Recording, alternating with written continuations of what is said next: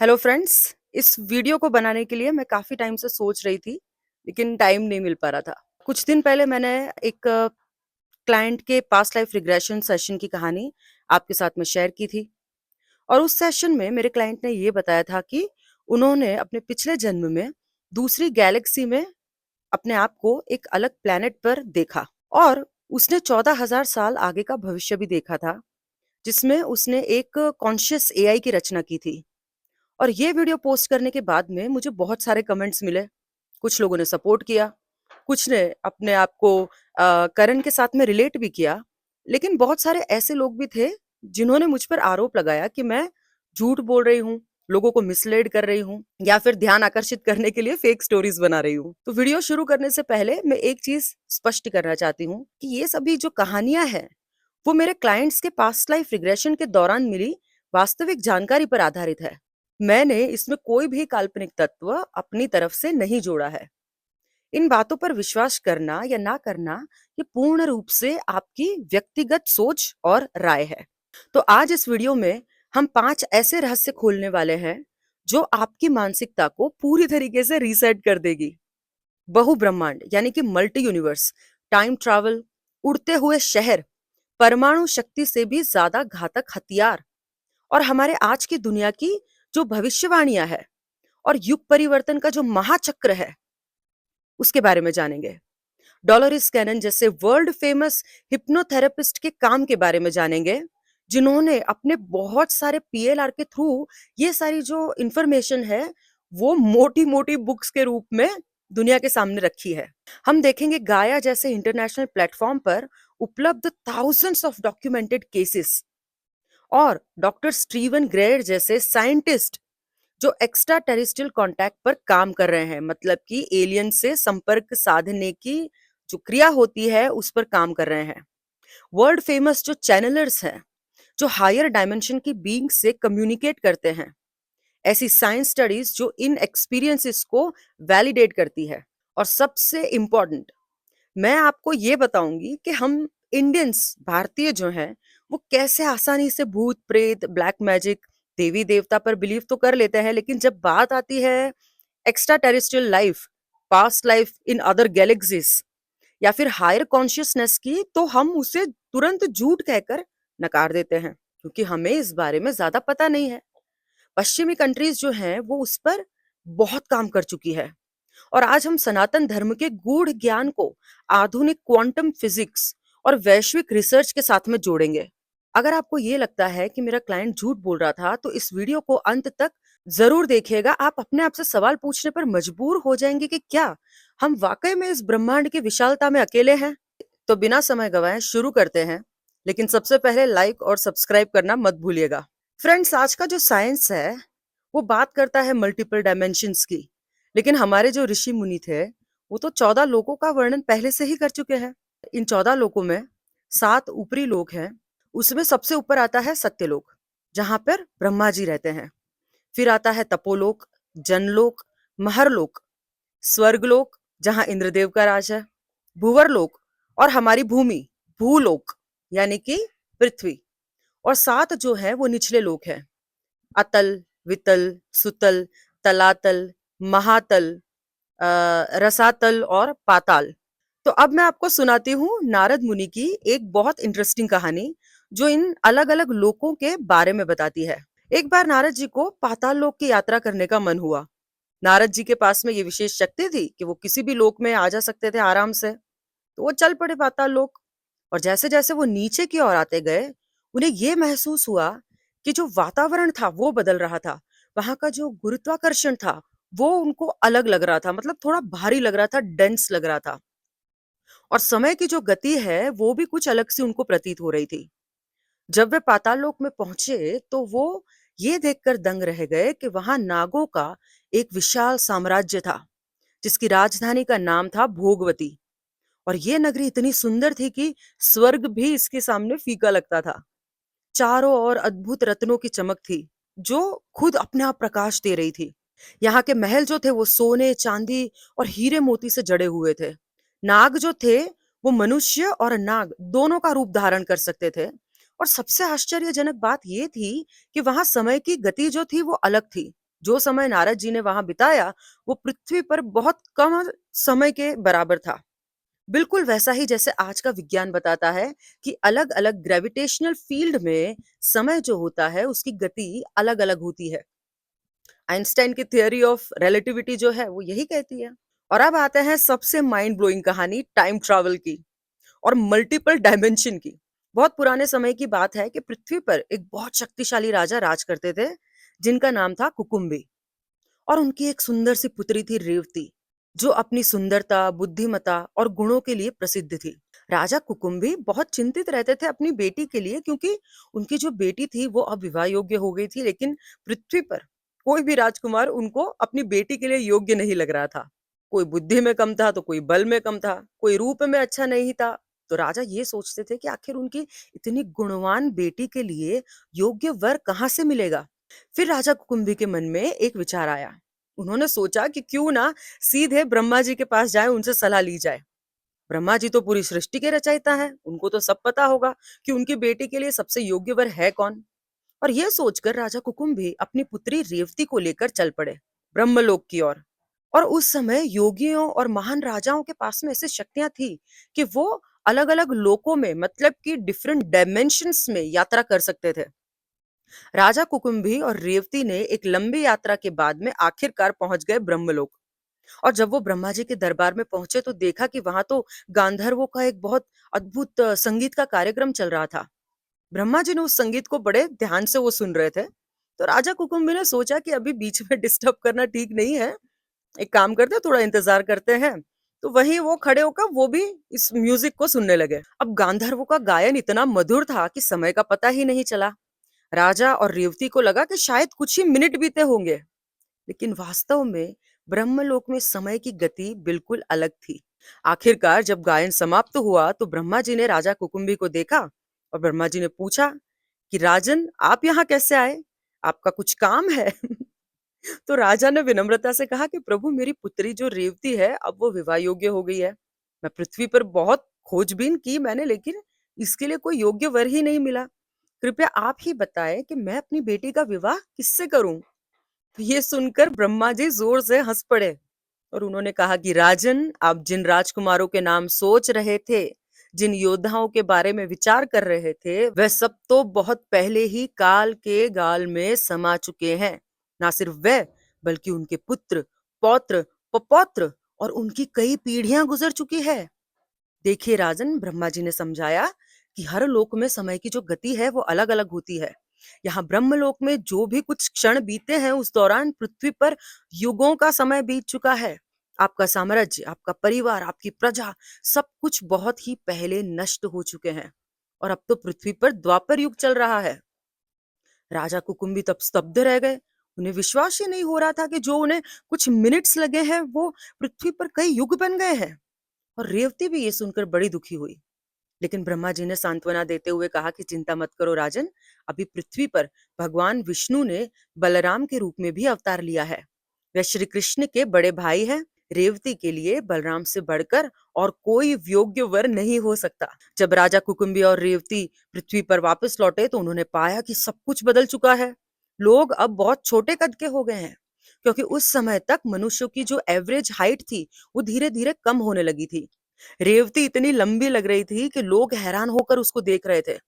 बलराम जी ने अपने हल से धरती को दबाकर रेवती की हाइट कम की और फिर उससे विवाह किया। तो ये कहानी हमें बताती है कि समय रिलेटिव है, एब्सोल्यूट नहीं। इंटरस्टेलर मूवी देखी होगी आपने, उसमें भी यही दिखाया गया है कि एक ग्रह पर कुछ जो घंटे बीते और पृथ्वी पर तो कई साल बीत गए।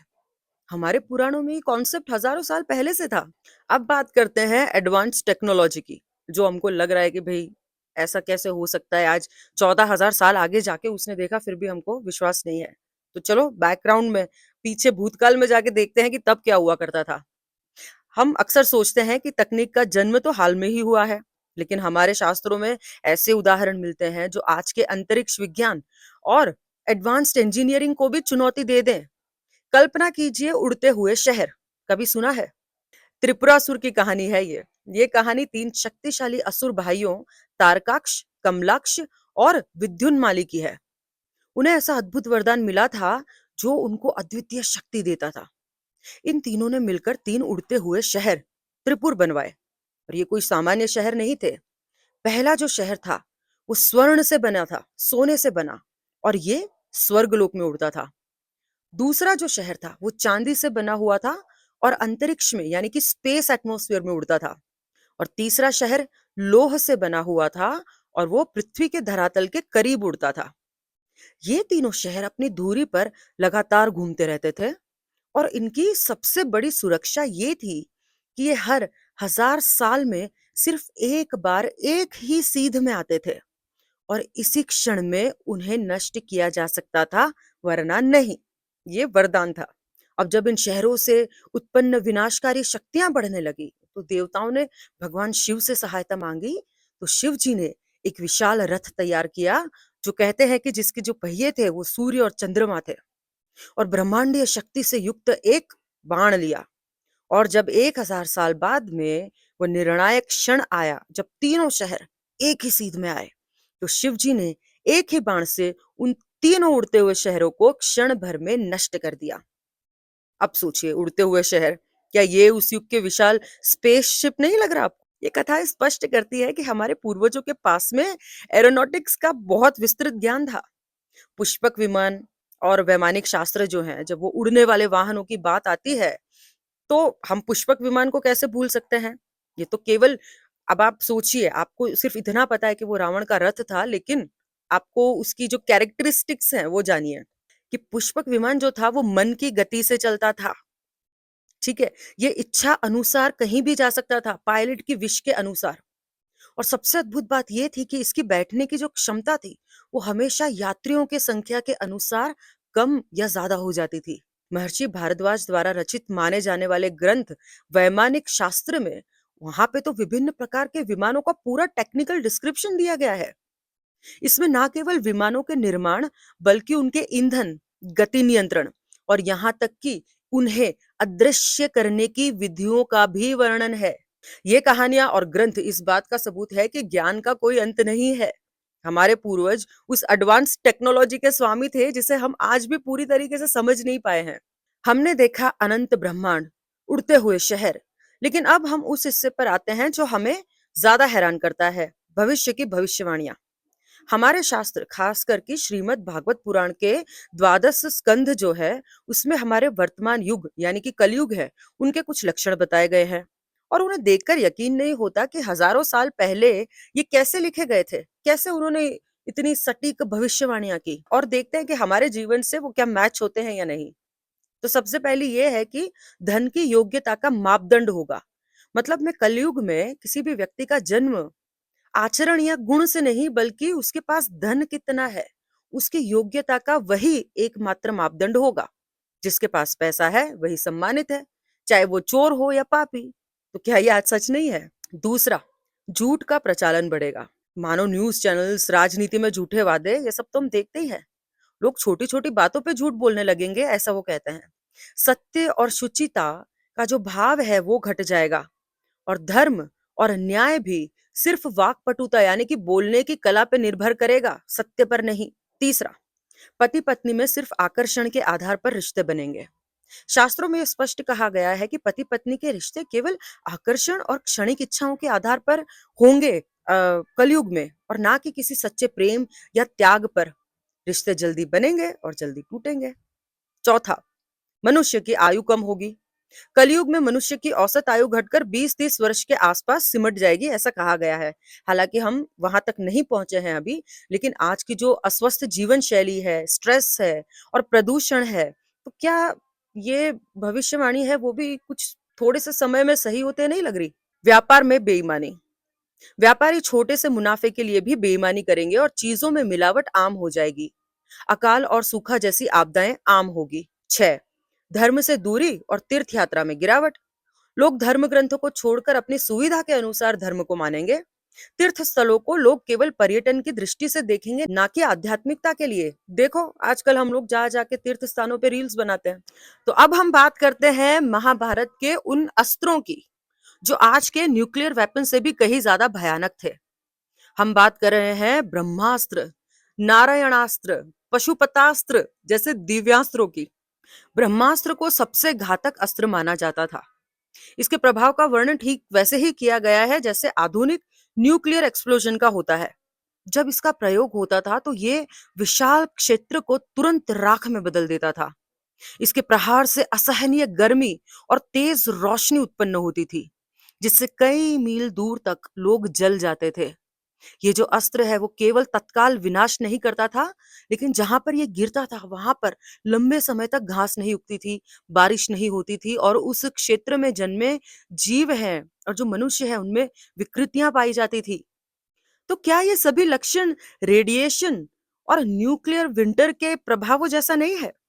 प्राचीन भारत के पास ऐसा ज्ञान था जिसे ब्रह्मांड की मूल ऊर्जा यानी कि फंडामेंटल एनर्जी का उपयोग करके सामूहिक विनाश किया जा सकता था। अब बात करते हैं नारायणास्त्र और पशुपतास्त्र। नारायण अस्त्र जो है वो एक ऐसा अस्त्र था जो आधुनिक ऑटोमेटेड वेपन सिस्टम की तरह काम करता था। ये शत्रु की सेना पर बरसता था और सबसे हैरान कर देने वाली बात यह थी कि जैसे जैसे दुश्मन की सेना इसे रोकने की कोशिश करती थी या अपनी शक्ति बढ़ाती थी, इस अस्त्र की भी शक्ति अपने आप बढ़ती जाती थी। इसे केवल बिना लड़े सिर्फ समर्पण करके ही रोका जा सकता था। लड़ने वाला व्यक्ति चाहे कितना भी शक्तिशाली क्यों ना हो, ये अस्त्र उसे परास्त कर देता था। सिर्फ सरेंडर से ही रुकेगा ये। और फिर आता है पशुपतास्त्र, देवताओं के देवता भगवान शिव का अस्त्र। इसका प्रयोग इतना भयानक माना जाता था कि ये पूरे ब्रह्मांड को भी नष्ट करने की क्षमता रखता था। इसे केवल अंतिम उपाय के रूप में ही रखा गया था और इसका जो प्रयोग है बहुत ही दुर्लभ था। अब ये जो अस्त्र हैं उनकी एक और विशेषता थी। ये मंत्रों द्वारा नियंत्रित होते थे और इन अस्त्रों को चलाना जितना मुश्किल था उससे ज्यादा उनको रोकना था, उनको रिकॉल करना था यानी कि वापस लेना था। महाभारत की सबसे मार्मिक घटना यह है कि जब अश्वत्थामा ने क्रोध में ब्रह्मास्त्र चलाया तो उसे ये वापस लेना नहीं आता था। परिणाम स्वरूप इस अस्त्र ने उत्तरा के गर्भ पर वार किया, जो युद्ध की नैतिकता पर सबसे बड़ा प्रश्न चिन्ह लगाता है। इन कहानियों से सिद्ध होता है कि हमारे पूर्वज ना केवल विनाशकारी शक्ति को जानते थे, बल्कि उसके नैतिक उपयोग और नियंत्रण के महत्व को भी समझते थे। तो फ्रेंड्स, ये थे हमारे प्राचीन ग्रंथों के कुछ अद्भुत रहस्य। आज का मॉडर्न साइंस जिन कॉन्सेप्ट्स को डिस्कवर कर रहा है, मतलब कि multiverse theory, time dilation, multiple dimension, space travel, advance technology, तो वो सारा तो पहले से ही कर लिया इन लोगों ने। तो अब आते हैं वेस्टर्न वर्ल्ड और रिसर्च पर, क्योंकि भारत में इस विषय पर खुली चर्चा नहीं होती है और पश्चिमी देशों में पिछले 50-60 सालों से इस पर गंभीर शोध और अध्ययन हो रहा है। सबसे पहले बात करते हैं डॉलोरिस कैनन की। डॉलोरिस कैनन जो है वो अमेरिकन हिप्नोथेरेपिस्ट थी, जिन्होंने 1968 में पास्ट लाइफ रिग्रेशन पर काम करना शुरू किया और 40 से अधिक वर्षों तक इस क्षेत्र में शोध किया। उन्होंने अपनी खुद की तकनीक विकसित की जिसे QHST कहा जाता है। 1985 में डॉलोरिस जो है वो यूएफओ और एक्स्ट्रा टेरेस्ट्रियल इन्वेस्टिगेशन में रुचि लेने लगी।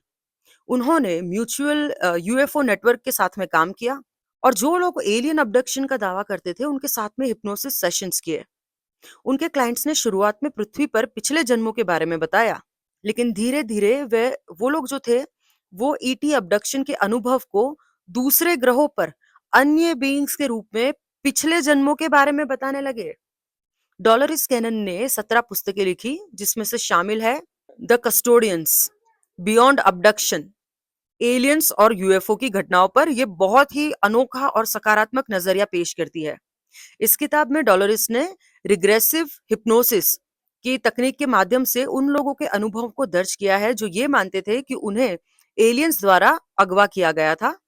लेकिन डराने वाली कहानियों के विपरीत ये जो किताब है वो दावा करती है कि ये जो अलौकिक प्राणी वास्तव में मानवता के दुश्मन नहीं, बल्कि कस्टोडियन यानी कि रखवाले हैं, जो पृथ्वी और मानव विकास की निगरानी और मदद करते हैं। किताब के मुख्य जो बिंदु है उसमें यह विचार शामिल है कि अधिकांश अबडक्शन जो होते हैं वो वास्तव में आत्मा के स्तर पर पहले ही तय समझौतों का हिस्सा होते हैं। वो पहले से ही वो समझौता करके आए होते हैं कि भाई तुम्हारा अबडक्शन होगा, और ये कोई जबरदस्ती की गई घटनाएं नहीं है। ये जो पुस्तक है वो उन पाठकों के लिए है जो ब्रह्मांड के रहस्य को डर की बजाय जिज्ञासा और आध्यात्मिक दृष्टि से देखना चाहते हैं। दूसरी किताब है कीपर्स ऑफ गार्डन।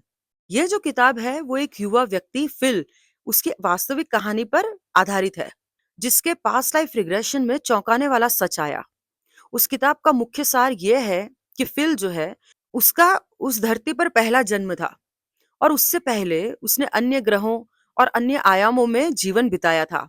ये जो पुस्तक है, वो इस अवधारणा को प्रस्तुत करती है कि पृथ्वी एक बागीचा है और जो एलियंस है, उसके गार्डनर्स हैं, माली हैं, जिन्होंने यहाँ जीवन के बीज बोए हैं और युगों से इसकी देखभाल कर रहे हैं।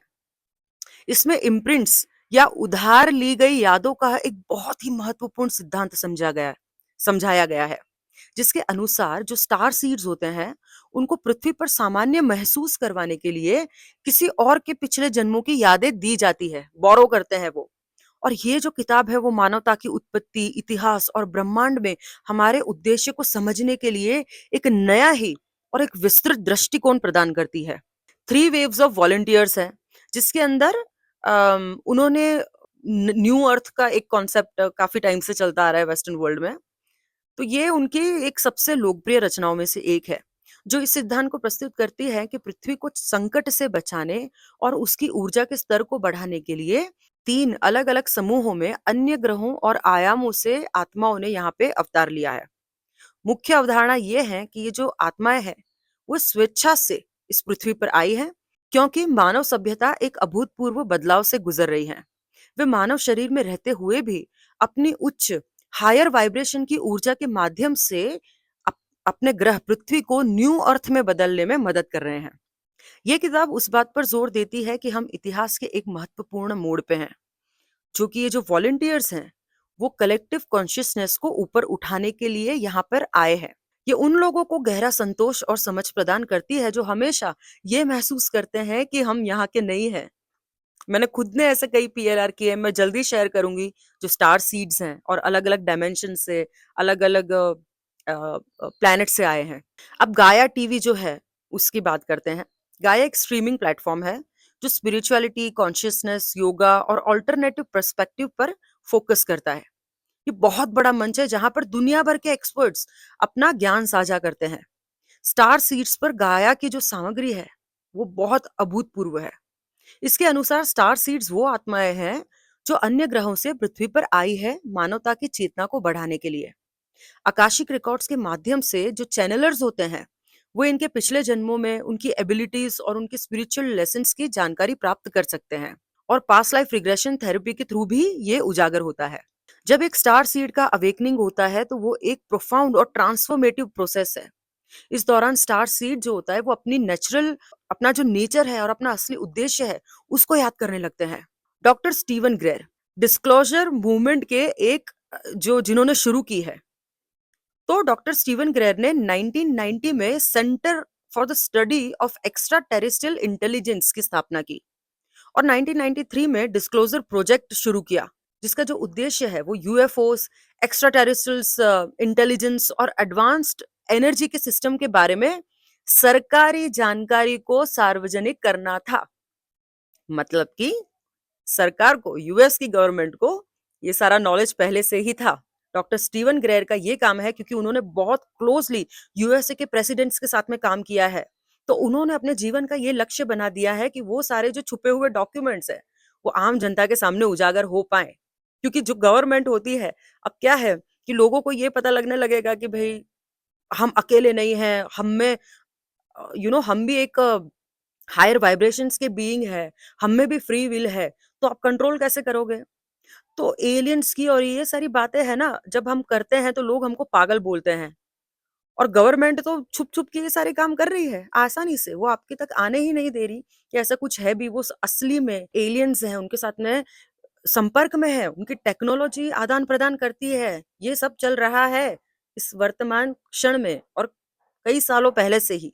नेशनल प्रेस क्लब इवेंट 2001 में जो हुई थी, वहां पे डॉक्टर स्टीवन ग्रेर ने एक ग्राउंड ब्रेकिंग इवेंट आयोजित किया था, जिसमें 20 से भी अधिक मिलिट्री, गवर्नमेंट इंटेलिजेंस और कॉरपोरेट विटनेस थे, जिन्होंने एक्स्ट्रा टेरेस्ट्रियल विजिटेशन के अस्तित्व और क्लासिफाइड गवर्नमेंट प्रोजेक्ट्स द्वारा रिवर्स इंजीनियरिंग के बारे में बहुत कंपेलिंग जानकारी दी।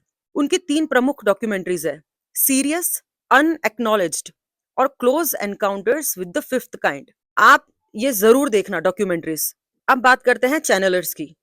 जेजी नाइट एक अमेरिकी स्पिरिचुअल टीचर है जो एक एंटिटी रामथा को चैनल करती है। रामथा ने खुद को 35,000 साल पुराना लेम्यूरियन वॉरियर बताते हैं वो अपने आप को, जो एटलांटिस से आए हैं। एब्राहम हिक्स के बारे में शायद आपने सुना होगा।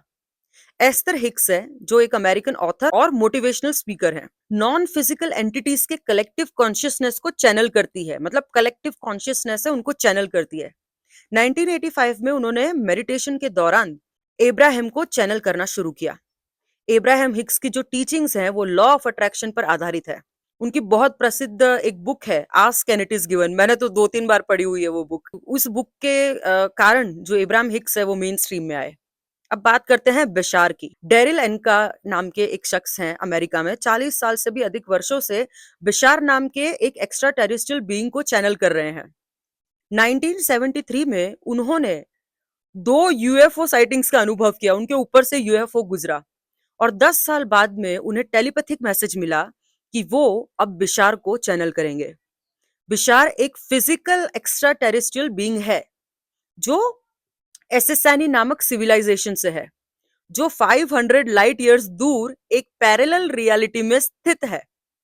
बिशार की टीचिंग्स में यूनिवर्स कैसे काम करता है और हर व्यक्ति कैसे अपनी रियलिटी क्रिएट करता है, उसकी क्लियर और प्रैक्टिकल गाइडेंस उनके सेशंस में दी जाती है। तो इस वीडियो को समाप्त करते हुए मैं ये बताना चाहती हूँ, ये स्पष्ट करना चाहती हूँ कि मैंने कुछ बनाया नहीं है। ये मेरे क्लाइंट के ट्रांस स्टेट में देखा और बताया गया है। ये जो चीज है ग्लोबली एक्सेप्टेड फील्ड है, दुनिया भर में हजारों प्रैक्टिशनर्स हैं, इससे साइंटिफिक स्टडीज जुड़ी हुई है, ब्रेन वेव पैटर्न्स हैं, फिजियोलॉजिकल चेंजेस को डॉक्यूमेंट्स किया जाता है, बुक्स हैं, डॉक्यूमेंट्रीज हैं, हर जगह उपलब्ध है। आप जाके पढ़िए, देखिए और इस इंफॉर्मेशन को वेरीफाई कीजिए। भारत में थोड़ी जागरूकता की आवश्यकता है। हमें समझना होगा कि कॉन्शियसनेस जो है एक विशाल कॉन्सेप्ट है जो केवल इस फिजिकल बॉडी तक सीमित नहीं है। यूनिवर्स में हम अकेले नहीं हैं, ये मैथमेटिकली भी असंभव है। आप ये नहीं बोल सकते कि इतने बड़े यूनिवर्स में हम अकेले हैं। रीइंकार्नेशन हमारी अपनी परंपरा का ही हिस्सा है, तो क्यों ना हम इसे ब्रॉडर पर्सपेक्टिव से ही देखें। क्वांटम फिजिक्स है जो आज ये बताता है कि कॉन्शियसनेस मैटर को इफेक्ट करती है। तो इसका निष्कर्ष यही है, मेरा उद्देश्य किसी को कन्विंस करना नहीं है। मैं बस ये बताना चाहती हूँ कि ये जो फील्ड है अब वो फ्रिंज साइंस नहीं रहा है। दुनिया के प्रतिष्ठित रिसर्चर्स हैं, डॉक्टर्स हैं, साइंटिस्ट हैं, इस पर काम कर रहे हैं। तो आप भी जाइए, अपनी आंखें खोलिए, पहले रिसर्च कीजिए। यूट्यूब है, आप जिस सब्जेक्ट के बारे में रिसर्च करोगे आपको उसका सब मिल जाएगा, जो भी कुछ आप जानना चाहते हो। डॉक्टर स्टीव ग्रेयर को रिसर्च करो, डोलोरिस कैनन को करो, रामथा को करो, बिशार को करो, एब्राहम हिक्स को करो। गाया की बहुत अच्छी चैनल है यूट्यूब पे, उसको जाके देखो और आपको पता चलेगा कि लोग कहाँ पहुंच गए। तो उससे पहले कि आप अपनी कोई राय बनाए, आप रिसर्च करो। अपनी जर्नी ये जो है वो केवल बिलीव करने की नहीं है, ये अपने कॉन्शियसनेस को एक्सपैंड करने के लिए है, अपनी लिमिटेशन से बाहर निकलने के लिए है और यूनिवर्स की वास्टनेस को समझने के लिए है। तो इसी के साथ ये वीडियो समाप्त करती हूँ। आई होप आपको पसंद आया होगा। थोड़ी थोड़ी इन्फॉर्मेशन और नॉलेज है जो मैं चाहती हूँ कि सिर्फ कहानियों के अलावा ये भी चीजें शेयर करूँ, ताकि लोगों का थोड़ा माइंड ओपन हो। अगर वो अग्री करते हो तो, नहीं अग्री करना हो तो भी कोई दिक्कत नहीं है। तो चलिए, अगर वीडियो पसंद आया है तो लाइक कीजिए, चैनल को सब्सक्राइब कीजिए। सबसे जरूरी बात, stay tuned with Sitara speaks.